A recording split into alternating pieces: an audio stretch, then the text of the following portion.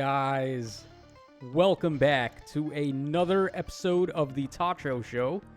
So, we got two remix banners today. We got one for, of course, Legendary Hinoka and Legendary Robin, the two most recent remixed heroes, and obviously they're going to have the typical remix banner rates with 6% focus, no pity breaks, and yada yada yada. So, are these banners any good? Should you be summoning on these banners? Well, let's go ahead and take a look at them first, and then we'll come to a decision here.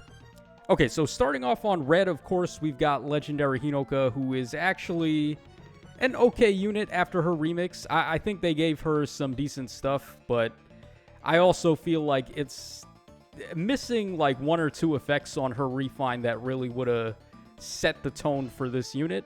Unfortunately, not the case, but it is what it is. Not all remixes can be built from the same cloth, unfortunately.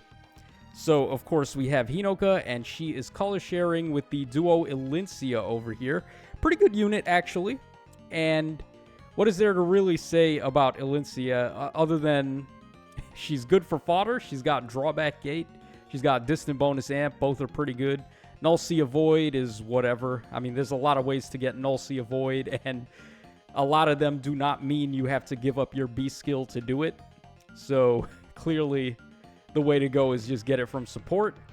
And then, of course, her weapon, which has Brave Attacking, -1, and then, as typical with Lucia units, it just negates everyone's specials. Anyone's in-combat specials, anyway. They can still run stuff like Gale Force Mist and be able to get specials that way. But anything in combat or an AoE special is not going to proc. So they can do some stuff. They're not like a horrible unit or anything like that, but at the same time, I wouldn't say they're like one of the top dogs of the game at the moment. And of course, their C skill is allowing warping for allies, and as well as them too, they can warp too. So can come in handy, but overall not the craziest duo hero. So that's what we've got on red. Over on blue, we have the Mythic Saros, who is a big skip. God damn, man, these defense Mythic heroes are not it. Especially not one that's this old, for that matter. So we have her, and then we've got Legendary Deirdre, who also pretty old unit by this point.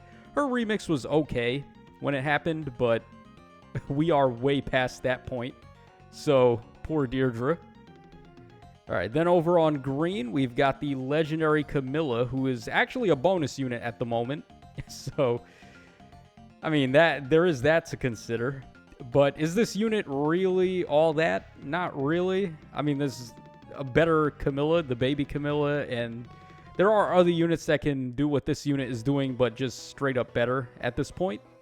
But one thing you will want to do with her is just stick the Lin Ring on her, have her attack from 5 spaces away, and then set up Deadly Miasma to reset terrain and allow your other units to warp in. She is still okay as a bonus unit for Arena and AR if she's available, but she's not like a unit I would break the bank over. So not really that big of a deal if you don't have her. Okay, then we have the Legendary Female Corrin color sharing with her, and not really much to say about this unit. She's pretty poor to use, even in Arena as a bonus unit.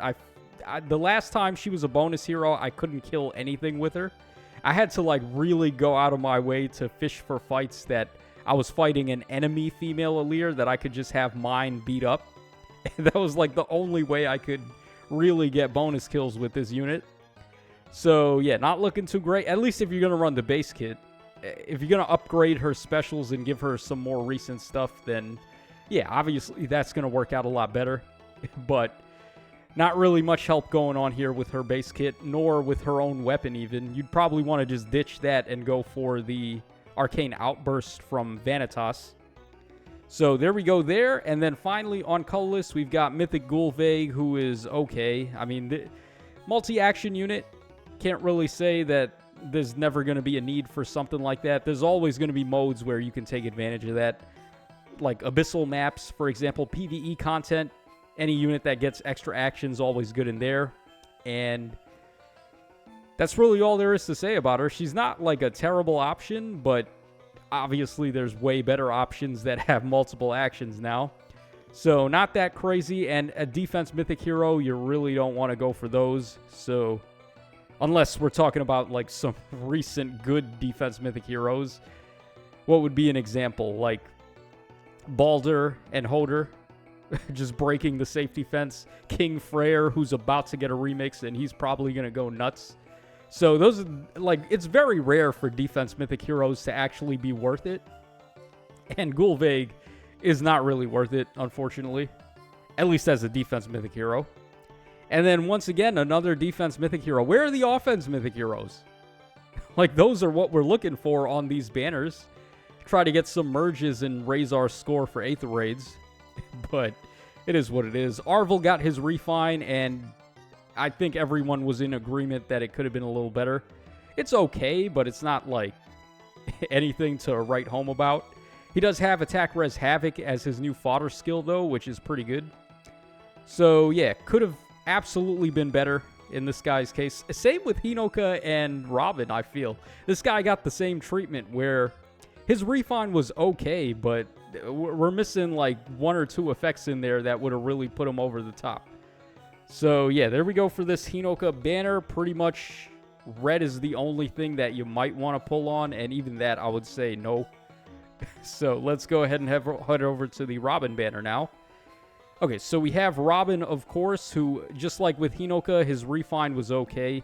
He picked up Attack and Res Lull Finish as his new B skill, which can actually be okay. I mean, there are other options. I don't want to say there's better options, but there are absolutely other options in the B skill for these tome units. So just some food for thought. Like, for example, the B skill from Ninja Gulveig, I can never remember the name of that one. It's Execution Breath, and the other one is... Man, I can't even remember. I have a unit that has it. I just can't even remember what it's called. Occult Strike 4. Let's just call it that. So, yeah, I mean, that would be the other option. I'm surprised they didn't give him Firm Canto Curb, actually, which would have honestly gone kind of hard. But... yeah, whatever. It is what it is. And they also didn't do what I was hoping they might have did, which was give this guy true grand strategy. Because we are starting to see, like, straight-up upgrades to these bonus effects now with just the word true in front of it. And then there you go. It's brand new, right? So, yeah, I thought they might have gave him true grand strategy, but they're probably going to hold out on that until they give us the next Robin unit, which... probably not going to be too much further down the pipeline, given how things are going, where we just keep on getting the same units over and over, pretty much. Okay, so he is color sharing with Harmonic Ike again. What the hell? This guy is a pest. He just won't go away. He's everywhere. We're about to get him for free from the Hero Rises freebie. He's been on like 5 banners since he came out, and apparently, according to Insys, he's the most summoned 5-star of 2026. Well, not the most summoned, but he's like way up there. For Japan, he was actually in 2nd place. And the polling was taken like 2 months after this guy came out, so that's crazy. Yeah, anything I would have had to say about this guy, I've said like 50 times already, so you get the picture. Okay, then on red, we've got Kvassar, who I think she's also in line to get her remix pretty soon. Actually, no, she's not in the next batch, is she?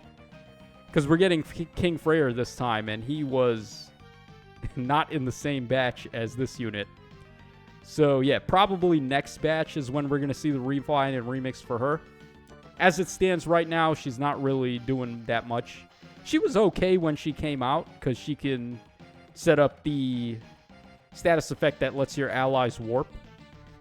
Where is it? Is it on her special? Yeah, Times Gate. That's the one from Duo Satyr that lets your units warp to each other. So, she was able to do that, which was pretty interesting, and... that's basically all there is to say about her. She is another defense mythic hero, which is kind of a no-no.